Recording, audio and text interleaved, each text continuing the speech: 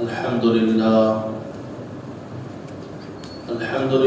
نحمده ونستعينه ونستغفره ونؤمن به ونتوكل عليه ونعوذ بالله من شرور أنفسنا ومن سيئات أعمالنا من يهده الله فلا مضل له ومن يضلله فلا هادي له ونشهد أن لا إله إلا الله وحده لا شريك له ونشهد أن سيدنا وشفيعنا وحبيبنا ومولانا محمدا عبده ورسوله أما بعد فقد قال الله تبارك وتعالى في القرآن المجيد أعوذ بالله من الشيطان الرجيم بسم الله الرحمن الرحيم إلا تنصروه فقد نصره الله إذ أخرجه الذين كفروا ثاني اثنين إذ هما في الغار إذ يقول لصاحبه لا تحزن إن الله معنا فأنزل الله سكينته عليه وأيده بجنود لم تروها وجعل كلمة الذين كفروا السفلى وكلمة الله هي العليا والله عزيز حكيم صدق الله العظيم. قال النبي صلى الله عليه وسلم إن الإسلام يهدم ما كان قبله وإن الحج يهدم ما كان قبله وإن الهجرة تهدم ما كان قبلها. وقال عليه الصلاة والسلام المهاجر من هجر ما نهى الله. وقال عليه الصلاة والسلام عليكم بالهجرة فإنه لا مثل لها أو كما قال عليه الصلاة والسلام. محترم سامعین، بزرگان دین، 15 دن پہلے میں ہجرت کے متعلق بیان کیا. حضرت رسول پاک صلی اللہ علیہ وسلم کا ہجرت کرنا، مکے سے نکل کر مدینہ تشریف لے جانا. آپ اس حال میں، کن صورتوں میں، کیا حالات تھے جن حالات کے پیش نظر آپ صلی اللہ علیہ وسلم مکے سے مدینہ ہجرت کی. ہر نبی ہجرت کی، ہر نبی خداوند قدوس کا پیغام اور اپنا لایا ہوا دین، توحید کا پرچم ایک خدا کی طرف بلاتے اور انہیں نیک اخلاق، اچھے کردار سمجھاتے تو قوم ان کی دشمن ہو جائے اور مجبوری میں ان کو ہجرت کرنا پڑتا. قوم انہیں اپنے وطن سے نکال دیتے، چاہے حضرت ابراہیم علیہ السلام ہو، چاہے حضرت لوط علیہ السلام ہو، چاہے حضرت عیسیٰ علیہ السلام ہو، چاہے حضرت ابراہیم علیہ السلام ہو. حضرت عیسیٰ علیہ السلام کے قتل کے پیچھے پڑ گئے، قتل کے در پر ہو گئے کہ حضرت عیسیٰ کو قتل کر کے دم لیں. چنانچہ حضرت عیسیٰ کو اللہ نے زندہ اٹھا لیا آسمانوں میں اور قیامت کے قریب آئیں گے اور دین اسلام کا پرچم لہرائیں گے. سارے جتنے بھی خنزیر ہیں سب کو قتل کریں گے، صلیب کو مٹائیں گے، کفر، شرک بدعت سب کو ختم کر کے ایک دین اسلام، حضرت رسول پاک صلی اللہ علیہ وسلم کی شریعت کو پھیلائیں. اسی طرح حضرت محمد صلی اللہ علیہ وسلم بھی ہجرت کی. خود انہی کے دادا کا بسایا ہوا شہر مکہ، قوم نے حضور صلی اللہ علیہ وسلم کو مکے سے نکالا، ہجرت کا حکم ہو گیا.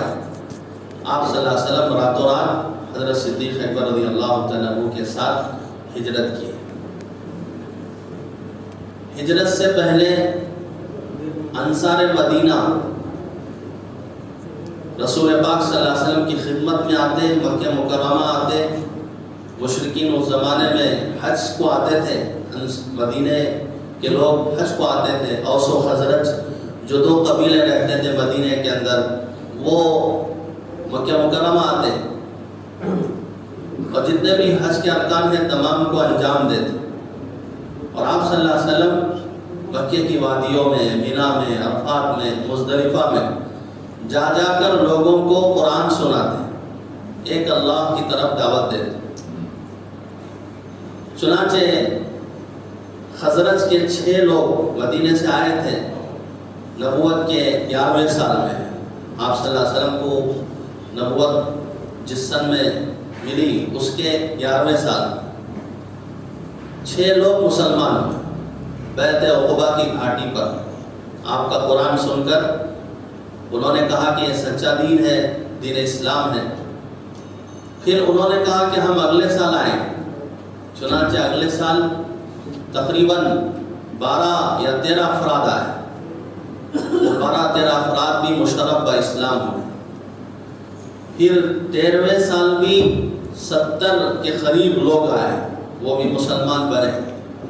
تو کوئی جبر نہیں، کوئی دباؤ نہیں، کوئی پریجر نہیں۔ جب انہوں نے سنا بھلی باتیں تو وہ ایمان لائے۔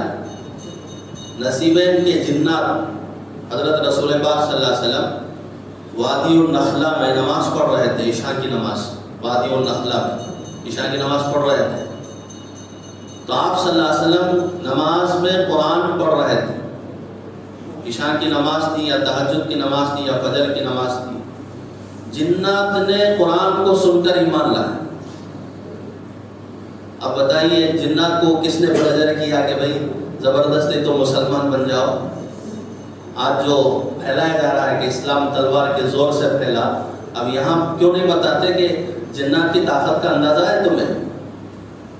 تو جنات کو کس نے، ان کی طاقت تو وہ آسمانوں میں جاتے تھے، آسمانوں میں جا کر وحی کی باتیں، غیب کی باتیں سن کر آتے تھے، اور آ کر یہاں پر نجومیوں کو کچھ مرچ مسالہ لگا کر اپنے طریقے سے اسے جو ہے سمجھاتے، اور وہ نجومی لوگوں کو بتاتے، جس طرح اس وقت کی میڈیا ہے، ادھر ادھر کی باتیں لوگوں کے ذہنوں کے اندر ٹھوستی ہے، جھوٹ سچ سب ملا کر۔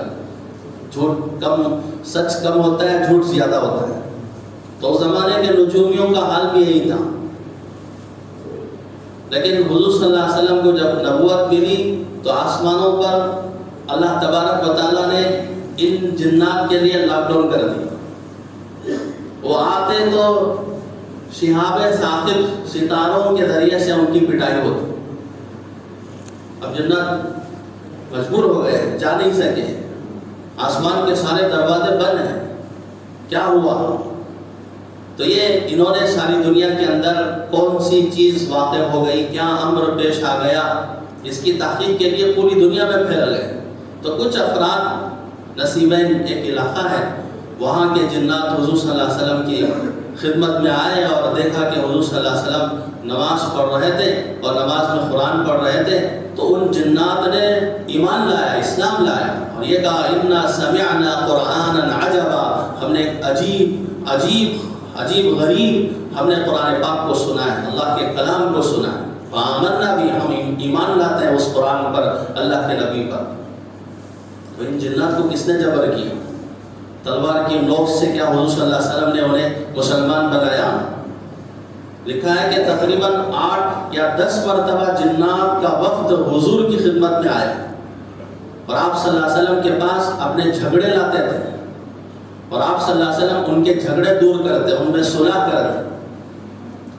ترمذی شریف جلد ثانی کی حدیث ہے، واقعہ ہے کہ حضور صلی اللہ علیہ وسلم مکہ مکرمہ میں ایک جنگل تشریف لے گئے اور اس وقت کہا میں جنات کی تبلیغ کے لیے جا رہا ہوں اور میرے ساتھ آج وہ صحابی چلے گا جس کے دل کے اندر رائی کے دانے کے برابر بھی بڑائی نہ ہو، کبر نہ ہو، اور جس کے دل کے اندر رائی کے دانے کے برابر کبر نہیں تھا وہ حضرت عبداللہ بن مسعود کی شخصیت تھی، جن سے امام ابو حنیفہ رحمۃ اللہ علیہ اکثر حدیثیں لیتے ہیں۔ فقہ حنفی کا زیادہ دار و مدار حضرت عبداللہ بن مسعود رضی اللہ تعالیٰ عنہ کی حدیثوں پر، ان کے مسلک پر۔ تو حضرت عبداللہ بن مسعود تشریف لے گئے اور آپ نے ایک خط کھینچا اس میدان میں جنگل میں ایک لکیر کھینچی گول اور یہ کہا حضرت عبداللہ بن مسعود سے یہیں پر رہنا، آگے نہیں بڑھنا، اس لکیر کے اندر کوئی نہیں آ سکے گا، آپ بھی لکیر سے باہر نہ جائیے، اور کچھ لوگ آئیں گے تمہارے پاس، تم ان سے بات چیت نہیں کرنا، وہ بھی تم سے بات چیت نہیں کریں گے۔ اور آپ حضرت عبداللہ بن مسعود کو چھوڑ کر تشریف لے گئے۔ بہت دیر تک آپ صلی اللہ علیہ وسلم آئے نہیں، وہ تبلیغ کے کام کے لیے گئے۔ پھر آئے تو حضرت عبداللہ بن مسعود رضی اللہ تعالیٰ عنہ نے کہا اے اللہ کے نبی آپ جب تشریف لے گئے تو یہ قوم آئی، ان کے بال، ان کا قد جیسے جاٹ قوم ہے ہندوستان کی، ایک بڑے بڑے لمبے تناور درخت جیسا ان کا قد، سوڈان کے لوگ، ایسے افراد، ان کا قد اتنا لمبا تھا، بال بڑے بڑے تھے، ایسے لوگ آئے اور آئے، میں نے ان کو دیکھا، ان کے بدن پر کپڑا نہیں تھا، کپڑا نہ ہونے کے باوجود ان کا صدر نظر نہیں آ رہا۔ آپ نے کہا تھا کہ بات چیت نہ کرے، اس لیے میں نے بات چیت نہیں کی، وہ آ کر آپ کی خدمت میں پہنچ گئے۔ تو حضرت عبداللہ بن مسعود رضی اللہ تعالیٰ عنہ سے حضور صلی اللہ علیہ وسلم نے فرمایا وہ جنات کی جماعت جو جن کے سامنے میں نے قرآن پڑھا تو وہ ایمان قبول کیے، اسلام قبول کی، اور آپ صلی اللہ علیہ وسلم حضرت عبداللہ بن مسعود رضی اللہ تعالیٰ عنہ کے پیر میں، ران پر اپنا سر رکھ کر ان کی ران کو اپنا تکیہ بنایا رسول پاک صلی اللہ علیہ وسلم۔ تو آپ سو گئے اور آپ کو نیند آ گئی، اور وہ جو میں نے حدیث سنایا تھا کہ دو فرشتے آئے، حضرت جبرائیل، حضرت میکائیل، اور آ کر آپس میں کہنے لگے کہ اس شخص کی مثال بتاؤ، تو دوسرے نے کہا کہ یہ تو سوئے ہوئے ہیں، تو پہلے فرشتے نے کہا یعنی جبرائیل نے کہا یہ تو ان کی آنکھیں سوتی ہیں، دل نہیں سوتا۔ پھر فرشتے نے مثال بتائی، ان کی مثال ایسی ہے جیسا کہ ایک بڑے بادشاہ نے، ایک بڑے مالک مکان نے مکان تیار کیا، ایک حویلی تیار کی، اور اس کے اندر ایک بڑا ہال، چھوٹے چھوٹے کمرے تیار کیا، اور پھر اس پر دسترخوان لگوایا، مختلف قسم کے فروٹ، پھل، اکل و شرب کے انواع و اقسام لگوائے، اور ایک قاصد کو روانہ کیا اس مالک مکان نے، جاؤ اور جا کر جو ہے اس دسترخوان کی لوگوں کو دعوت دو۔ اب وہ گیا، جا کر جس نے بھی اس قاصد کی بات کو مان کر حویلی میں داخل ہوا، دسترخوان پر بیٹھ کر دسترخوان کو چنا، دسترخوان سے فائدہ اٹھایا، کھایا پیا تو پیٹ بھرے گا اور اس کی زندگی اچھی ہوگی۔ اور جس نے اس قاصد کی بات کو نہیں مانا، شک کیا، تردد کیا، دسترخوان لگا نہیں لگا، محل ہے یا نہیں، تردد کیا، شک کیا، تو وہ بھوکا رہے گا، بھوکا مر جائے گا۔ پھر فرشتے نے کہا جانتے ہو جو میں نے بتائی مثال، اس کی کیا مثال ہے؟ فرمایا وہ جو محل بنانے والے ہیں، وہ حویلی جو بنانے والے ہیں، وہ اللہ تبارک و تعالیٰ ہے، اور بڑے سے صحن میں جو دسترخوان لگا ہے وہ جنت کی نعمتیں ہیں، جنت کے میوے ہیں، جنت کے فواکہ ہیں۔ اور یہ جو قاصد تھے جن کو بھیجا مالک مکان، وہ حضرت رسول پاک صلی اللہ علیہ وسلم تھے، اور جنہوں نے ان کی بات کو مان کر اس حویلی کے اندر آ گیا اور جنت کی نعمتوں سے سیراب ہو گیا، تو پھر دنیا میں بھی مزے ہیں، آخرت میں بھی مزے ہیں۔ اور جس نے انکار کیا، شک کیا کہ جنت کو تو ہم نے دیکھا نہیں، ایک خدا کو تو ہم نے دیکھا نہیں، شک اور تردد میں پھنسا رہا، تو فرمایا کہ وہ جو ہے کفر کی حالت میں مرے گا اور پھر جو ہے دنیا سے رخصت ہوگا کفر کی حالت۔ بھئی آواز مت کریں، آواز مت کریں۔ ساتھیوں سے گزارش ہے کہ فاصلے کے ساتھ بیٹھے، اور پیچھے کوئی ساتھی ہیں تو وہیں سے جو ہے روانہ کرے اوپر لوگ، یہاں اندر آ کر ایک دوسرے کو دیکھ رہے، آوازیں کر رہے ہیں تو بیان کرنے میں تکلیف ہوگی۔ تو الغرض درود شریف پڑھی، اللہم صلی علی محمد وعلی آل محمد کما صلیت علی ابراہیم وعلی آل ابراہیم انک حمید مجید۔ تو آپ صلی اللہ علیہ وسلم حضرت عبداللہ بن مسعود رضی اللہ تعالیٰ عنہ کی ران پر سر رکھ کر سوئے ہوئے تھے اور سونے کی حالت میں فرشتے آئے. ایک روایت میں کہ صرف جبرائیل میکائیل نہیں آئے بلکہ بہت سارے فرشتے آئے, بہت سارے فرشتے آئے. تو بہت سارے فرشتے آپس میں اس طرح مثال رسول پاک صلی اللہ علیہ وسلم کے متعلق دے رہے تھے اور آپ بیدار ہوئے. اور بیدار ہو کر حضرت عبداللہ بن مسعود سے حضور نے پوچھا, جانتے ہو یہ کون آئے تھے, یہ کون لوگ تھے؟ حضرت عبداللہ بن مسعود نے کہا کہ بالکل سفید پوش لوگ تھے, سفید ان کے کپڑے تھے, بال بڑے بڑے بالکل کالے سیاہ اور بالکل شفاف اور بالکل اس طرح کی مخلوق میں نے نہیں دیکھا. حضور نے فرمایا کہ وہ فرشتے تھے.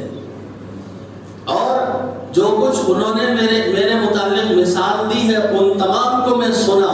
حالانکہ آپ صلی اللہ علیہ وسلم سو گئے تھے اور آپ کے تعلق سے ترمذی شریف جلد ثانی میں لکھا ہے کہ اذا رقد نفخا کان رسول اللہ صلی اللہ علیہ وسلم اذا رقد نفخا.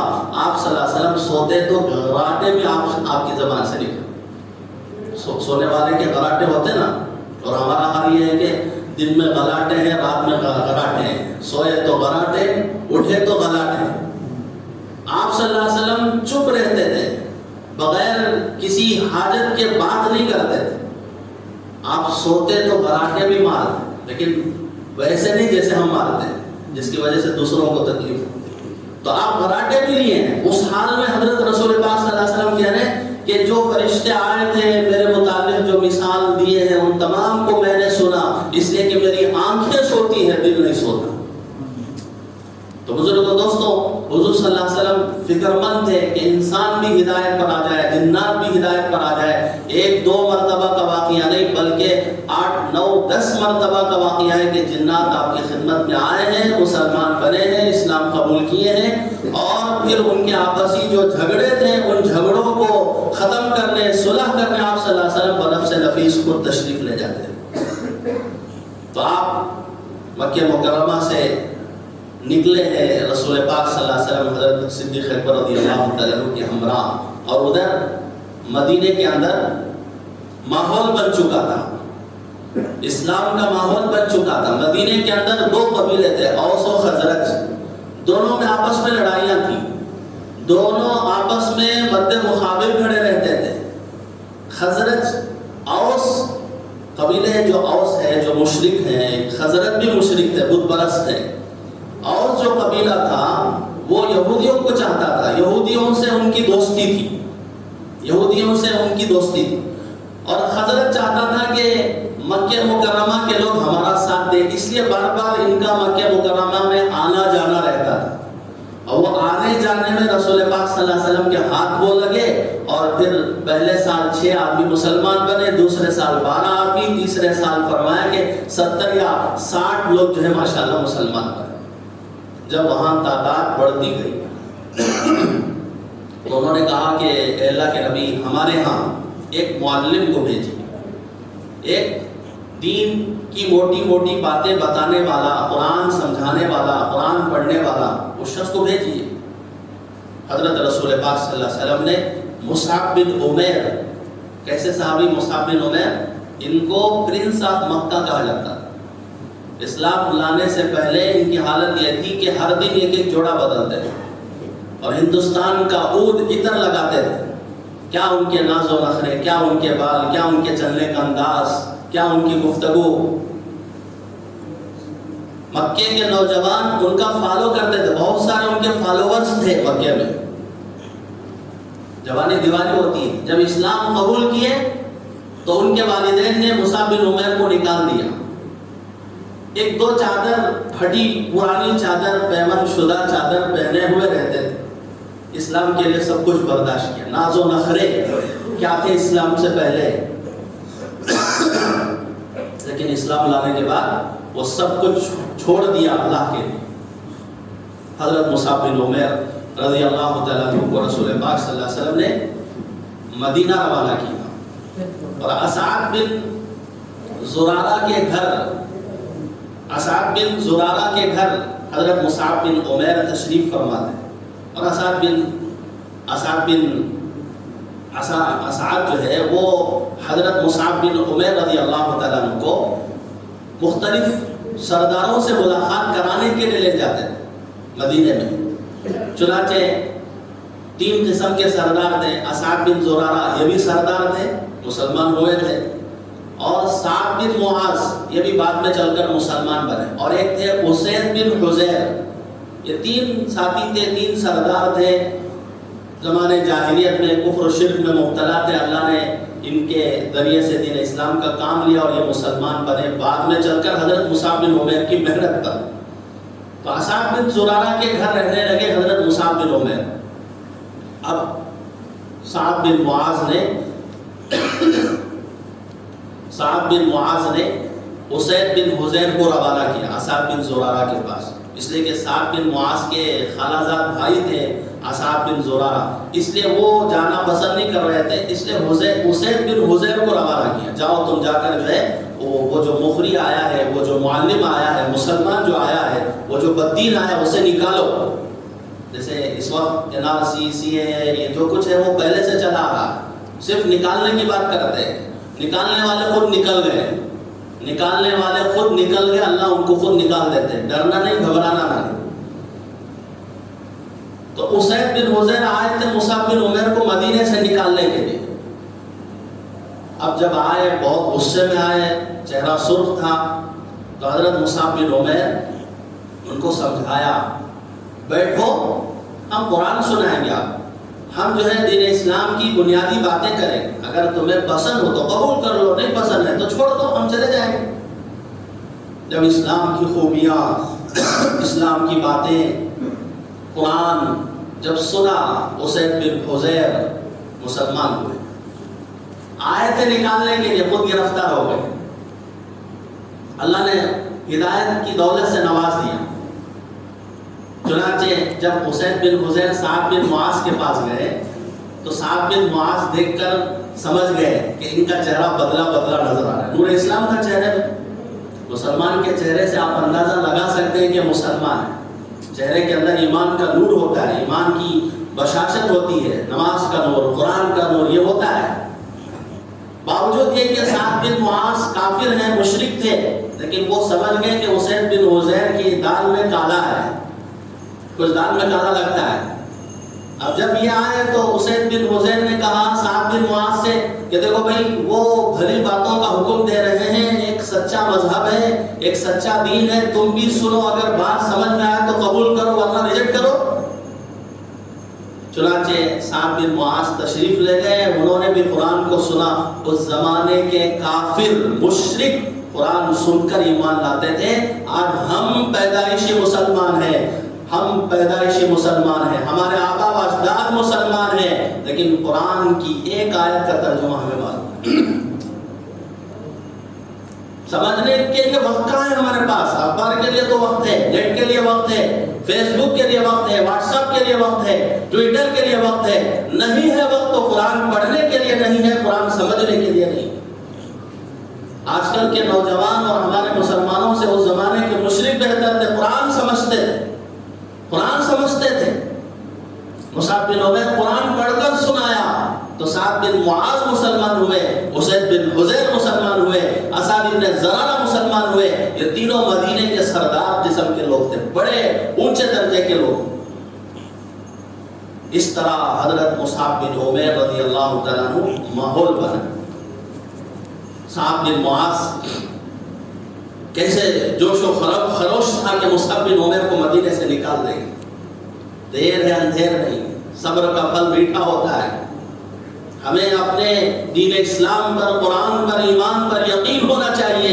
دنیا ادھر کی ادھر ہو جائے, دنیا کی ساری طاقتیں مل کر مسلمان اور دین اسلام کو پریشان کرنے کی کوشش کرے, کوئی بال ہمارا بیکا نہیں کر سکتا جب تک ہم اللہ اس کے رسول کی باتوں میں لگے رہیں. کہ محمد سے وفا تو نے, ہم تو تیرے ہیں, یہ جہاں چیز ہے کیا لوح و قلم تیرے. یہ دنیا بنی ہے میرے لیے, یہ دنیا بنی ہے مسلمان کے لیے. اگر آپ مسلمان کو نکالنے کی کوشش کریں گے تو قیامت آ جائے گی. لا تقوم الساعة حتى يقال في الارض اللہ اللہ. جب تک اس دھرتی پر اللہ کا نام رہے گا دھرتی رہے گی, سورج رہے گا, چاند رہے گا, ہوائیں چلتی رہے گی. لیکن جب اللہ کا نام اس دنیا سے ختم کر دیا جائے تو پھر یہ کاشانہ کیوں لگے، یہ خیمہ کیوں لگے، اسے توڑ مروڑ کر ختم کر دیں۔ حضرت سعد بن معاذ، ان کی شروع حالت کیسی اور کیا مقام ان کا سعد بن معاذ کا؟ خندق کے موقع پر انہیں تیر لگے، تیر سے جو ہے ان کی رگ پھوٹ گئی اور وہ دعا کر رہے تھے، یا اللہ اگر مشرکین سے رسول پاک صلی اللہ علیہ وسلم کی شان میں گستاخی کرنے والوں کے ساتھ، حضور صلی اللہ علیہ وسلم کے ساتھ استہزاء، مذاق، تکذیب کرنے والوں کے ساتھ ابھی بھی جنگیں باقی ہیں تو میری زندگی باقی رکھیو، اگر جنگیں نہیں ہیں، وہ دین اسلام میں آ رہے ہیں، ہدایت سے مالا مال ہو رہے ہیں، یہ جو زخم مجھے آیا ہے اسی زخم سے میری موت عطا کرو۔ دنیا کی پریشانیوں سے موت نہیں مانگ سکتے، دنیا کی پریشانی نہیں تھی حضرت سعد بن معاذ رضی اللہ تعالیٰ، اور یہ فرمایا کہ بنو قریظہ کے معاملے میں میری آنکھوں کو یا اللہ ٹھنڈک فرما۔ بنو قریظہ یہودی ایک قبیلہ تھا، حضور صلی اللہ علیہ وسلم کے ساتھ مصالحت کر لیے تھے، عہد و پیمان میں تھے، لیکن انہوں نے بغاوت کی، عہد و پیمان کے مخالف ہو گئے۔ اب حضرت جبرائیل آ کر حضور سے کہا کہ بنو قریظہ کے محاصرے کے لیے آپ کو چلنا ہے، چنانچہ ان کے قلعے کا اور ان کے لوگوں کا رسول پاک صلی اللہ علیہ وسلم نے محاصرہ کیا، اس لیے کہ بغاوت کیے تھے۔ اور چونکہ سعد بن معاذ خزرجی تھے، سعد بن معاذ خزرجی تھے اور ان کا تعلق جو ہے یہودیوں سے تھا، یہودی مانتے تھے سعد بن معاذ کو، بڑا مانتے تھے۔ بنو قریظہ کے متعلق حضور صلی اللہ علیہ وسلم نے بنو قریظہ سے کہا تم چونکہ باغی ہو، تم چونکہ عہد و پیمان کو توڑا ہے، اس لیے تمہارے متعلق فیصل بناؤں گا میں سعد بن معاذ۔ تو یہودی خوش ہو گئے، بنو قریظہ خوش ہو گئے کہ سعد تو ہمارا آدمی ہے، ہمارے متعلق فیصلہ کرے گا۔ حضرت سعد بن معاذ بیمار تھے، زخمی تھے، گدھے پر بیٹھ کر تشریف لائے۔ رسول پاک صلی اللہ علیہ وسلم نے فرمایا صحابہ سے، یعنی ان کی قوم کے کچھ لوگ بیٹھے ہوئے تھے، ان سے کہا سعد کے لیے تم کھڑے ہو جاؤ، سعد کو سنبھال کے نکالو، اتارو، وہ بیمار ہیں۔ تو سعد بن معاذ نے بنو قریظہ کے متعلق فیصلہ کیا، یہ چونکہ باغی ہے اور بغاوت کا جرم بہت بڑا ہوتا ہے، کوئی حکومت کا باغی ہو جائے، کوئی ملک کا باغی ہو جائے تو اس کی سزا سخت سے سخت ہوتی ہے۔ بنو قریظہ کے متعلق سعد بن معاذ کا یہ فیصلہ تھا کہ بنو قریظہ کی عورتوں کو، بچوں کو باندھی اور غلام بنا دیا جائے اور ان کے جو نوجوان ہیں ان کو قتل کر دیا جائے، کیونکہ وہ باغی تھے۔ حضرت سعد بن معاذ کی دعا قبول ہو گئی۔ سعد بن معاذ کی دعا یہ تھی کہ یا اللہ بنو قریظہ کے معاملے میں میری آنکھوں کو ٹھنڈک عطا فرما۔ ان کی آنکھیں ٹھنڈی ہو گئی، اللہ کا بھی یہی فیصلہ تھا بنو قریظہ کے متعلق۔ اس کے بعد حضرت سعد بن معاذ انتقال کر جاتے ہیں اور ان کا وہ ہاتھ جس میں رگ پھول گئی تھی، وہ ٹوٹ گئی تھی، وہ پھول جاتا ہے اور اسی میں ان کا انتقال، شہید ہو جاتے ہیں۔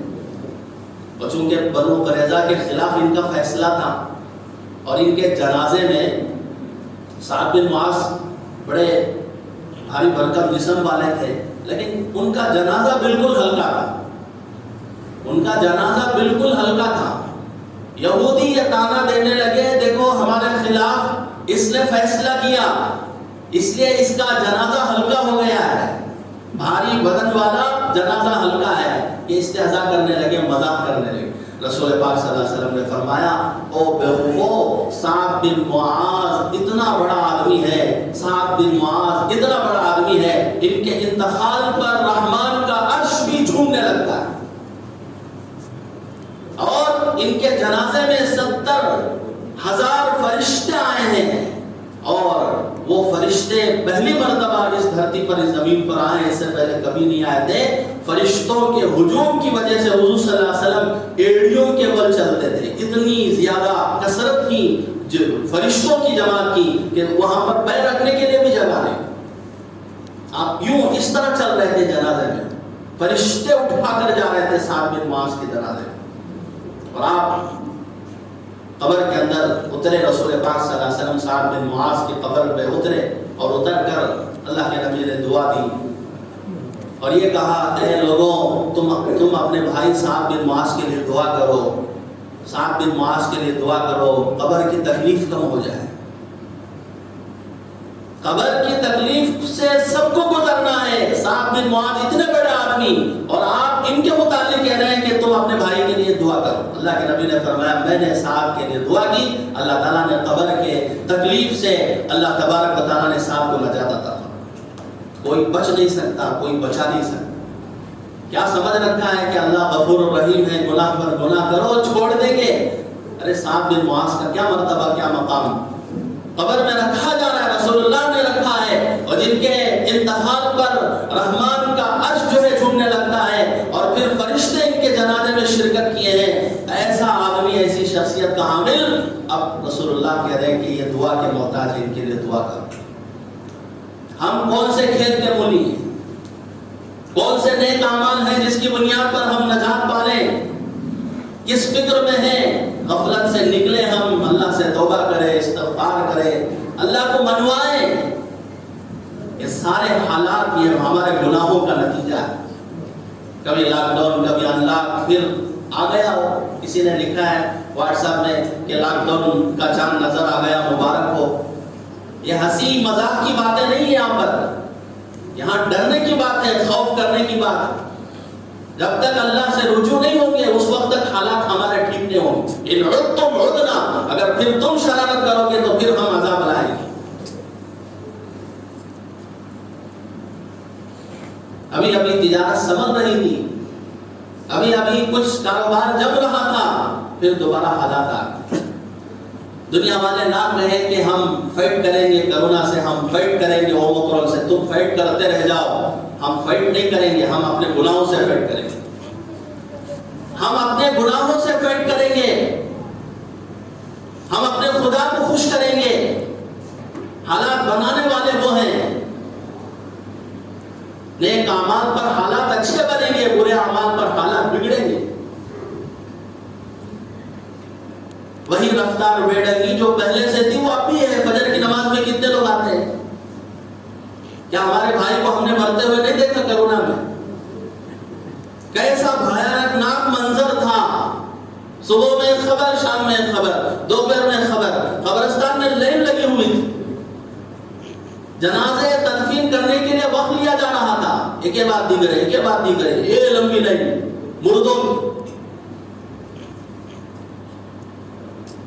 سارے حالات ہمارے سامنے، ان حالات سے ہم گزرے ہیں۔ الم یان للذین آمنوا ان تخشع قلوبهم لذکر اللہ، کیا ایمان والوں کے لیے ابھی وقت نہیں آیا کہ اللہ کے ذکر سے ان کے دل جاگ جائے، ان کے دل ڈر جائے، ان کے دلوں کے اندر اللہ کا خوف آ جائے؟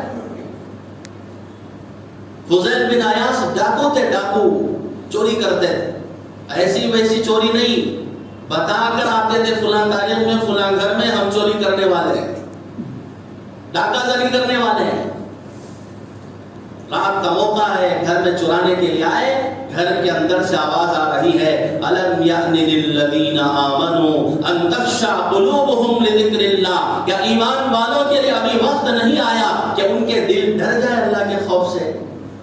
کیا تمہاری چوری کو اللہ نہیں دیکھ رہے ہیں؟ تمہارے گناہ کو اللہ نہیں دیکھ رہے ہیں؟ کب تک اس طرح غفلت کی زندگی گزاریں گے؟ گھر کے اندر قرآن پاک کے پڑھنے کی آواز آ رہی ہے، آیا چور چرانے کے لیے۔ حضرت فضیل بن عیاض اس آیت کو سن کر کہہ رہے ہیں ہاں میرا دل ڈر گیا، میں سنبھل گیا، اللہ کی طرف رجوع ہو گیا، میں گناہوں سے توبہ کرتا ہوں، چوری سے توبہ کرتا ہوں۔ اسی وقت چوری سے توبہ کیا اور جتنی لوگوں کی چیزیں، مال، اموال، جائیداد چرائی تھی، ڈاکہ زنی کی تھی، سب کو ان کے پیسے لوٹائے۔ گھروں کے اندر قرآن پاک کی تلاوت، چور بھی بن کے جاتا تھا۔ آج ہمارے گھر کے اندر کون سا سسٹم چل رہا ہے؟ کون سی آوازیں گونج رہی ہیں؟ کون سی آوازیں گونج رہی ہیں؟ حضور صلی اللہ علیہ وسلم نے فرمایا کسی کے دل کے اندر، کسی کے دماغ دل کے اندر ایک شعر جس کے اندر عشق، واہیات، تباہیات، ادھر ادھر کی باتیں ہو یا دنیا کی محبت کی باتیں ہو یا لڑکی کے عشق کی باتیں ہو، اس شعر کے اندر وہ ایک شعر کا رہنا، اس شعر کے مقابلے میں اس کے بدن کو پیپ سے بھر دیا جائے یہ بہتر۔ آج ہمارے چھوٹے بچوں کی زبانوں پر گانے، عشقی اشعار، قرآن پاک بند کر دیا گیا. کیوں؟ یہ قرآن پاک تو مردوں کے لیے ہے نا، زندوں کے لیے کہاں ہے؟ مردوں کے لیے. مر گیا تو سورہ فاتحہ ہے، مر گیا تو سورہ یاسین ہے بس. یا زیادہ سے زیادہ دکان اوپن کرے یا گھر اوپن کرے تو اس کے لیے. ارے قرآن تو زندوں کے لیے، قرآن زندوں کے لیے، ہمارے لیے، تمہارے لیے. اس لیے میرے دوستوں توبہ استغفار کرے، اللہ سے معافی مانگے. اگر یہ بیماری واقعی ہے تو اللہ کی ذات بڑی ہے. اللہ تعالیٰ بیماری لانے والے، دور بھی کرنے والے. رات ہے تو دن بھی ہے، رات کی تاریکی ہے تو دن کا اجالا بھی انشاءاللہ ضرور آئے گا. گھبرانا نہیں، مسلمان نہیں گھبرائے گا. ارے ایک دن تو جانا ہی ہے، ڈرنا کیوں ہے؟ ایک دن تو جانا ہی ہے. وقت مقررہ سے پہلے مریں گے نہیں. جس تاریخ میں مرنا طے ہے وہ تاریخ میں مریں گے. اور ڈرنا نہیں اور گھبرانا نہیں. اگر یہ بیماری واقعی ہے تو اللہ تعالیٰ انشاءاللہ حالات بدلیں گے. اگر اس بیماری کے ذریعے سے یہ انسانوں کو لوٹنا چاہتے ہیں یا دھوکہ دینا چاہتے ہیں یا انسانیت کو ختم کرنا چاہتے ہیں تو اللہ مالک ہے، اللہ دیکھنے والے، فاعل اللہ. تو ان کو بخشا نہیں جائے گا. ایک سینگ والی بکری نے بے سینگ والی بکری کو مار دیا تو اس کا بھی بدلہ اللہ دلائے. اب جو انسانوں کے قاتل ہیں، انسانوں کو پریشان کرنے والے، انسانیت کی زندگی کو درہم برہم کرنے والے، ایسے لوگوں کو اگر یہ پلان کے تحت کر رہے ہیں یا انسانیت کا خون چاہ رہے ہیں تو پھر اللہ بخشے گا. تو دونوں حالتوں میں ہم گھبرانا نہیں ہے. دونوں ہاتھوں میں مسلمان کے لڈو ہوتا ہے. کیوں؟ حالات خراب آ جائیں تو صبر کرے گا، حالات اچھے آ جائیں تو شکر کرے گا. شکر اور صبر ایمان کے دو جز ہیں. جیسے پرندے کے دو بازو ہیں، پرندہ اوپر اڑتا ہے، اسی طرح ہم اللہ کا قرب حاصل کریں گے صبر کے ذریعے سے، شکر کے ذریعے سے. اور دوسری بات، جیسے قوانین ہیں حکومت کے یہ نئی بیماری کی آمد پر، ان قوانین پر ہم عمل کریں. جمعہ ہفتہ اتوار، جمعہ کی رات سے ہفتہ اتوار پورا بند رہے گا، لاک ڈاؤن رہے گا مکمل طور پر. اس میں ادھر ادھر خامخواہ گھومنا پھرنا نہیں. ایک مسلمان کی شان، لاک ڈاؤن رہے، انلاک رہے، بغیر کسی ضرورت کے باہر نہیں نکل سکتا ہو. ایک صحابی نے پوچھا اللہ کے نبی نجات کس میں ہے؟ تو انہوں نے، حضور نے 3 باتیں بتائی. ایک یہ ہے کہ اپنے گناہوں پر روتے رہو، اب کی علاقتیت. اور دوسرا فرمایا کہ عملی کالی کا لسان، کہ تم اپنی زبان کو کنٹرول میں رکھو. اور تیسری چیز فرمایا کہ بے ضرورت گھر سے باہر مت نکلو. صرف لاک ڈاؤن میں نہیں، صرف ہفتہ اتوار نہیں بتایا رسول پاک صلی اللہ علیہ وسلم نے. بے ضرورت کبھی بھی باہر نہیں نکل، گپ شپ کرنے کے لیے، نوجوانوں سے ملنے کے. تو اس لیے آپ بھی نہ نکلیے. اور مسجد میں انشاءاللہ نمازیں ہوں گی. آپ وضو جو ہے گھر سے ہی کر کے آئیں. ہر وقت کی بات ہے، وضو گھر سے نکل کر گھر سے کر کے آتا ہے تو یہ گویا کہ مجاہد ہے جو راہ خدا میں چل رہا ہے. بہت بڑا اجر ہے کہ قدم پر گناہ معاف ہوں گے، نیکی لکھی جائے. تو اس لیے ہمیشہ صرف جو ہے ان ایام میں نہیں، لاک ڈاؤن کے ایام میں نہیں، ہمیشہ آپ اس کے عادی بن جائیے کہ وضو انشاءاللہ گھر سے ہی کر کے آئیں. اور ماسک پہن کے رکھیے، گھر سے وضو کر کے آئیے، فاصلے کے ساتھ رہیے. جو قوانین ہے اس پر ہم کو عمل کرنا ضروری ہے. بس اللہ سے دعا کرے اللہ تعالیٰ ہمیں عمل کرنے کی توفیق عطا فرمائے. اور دوسری اہم بات یہ ہے کہ یہ چونکہ جمعہ پہلا جمعہ ہے لاک ڈاؤن کا ہفتہ اتوار، اس لیے جو ہے ہم نے 1 گھنٹے سے زیادہ جو ہے واضح و تقریر کی. آئندہ جمعہ سے انشاءاللہ بیان مختصر سے ہوگا. 1-1:30 بجے تک انشاءاللہ نماز کھڑی ہو جائے گی. 1:20 تک انشاءاللہ اردو بیان ہوگا اور اس کے بعد عربی خطبہ. 1:30 بجے برابر انشاءاللہ نماز جمعہ ادا کی جائے گی. اس لیے تاخیر سے آنے والے سمجھے، سوچے کہ بھئی ہمیں اطلاع نہیں تھی، خبر نہیں تھی. یہ آج تاخیر سے اسی لیے کیا گیا کہ آنے والوں کو پتہ چل جائے. اس لیے جو ہے جلد سے جلد آ جائے اور اللہ تعالیٰ آپ کی عمل کو بھی انتہا قبول فرمائے. وآخر دعوانا ان الحمد للہ.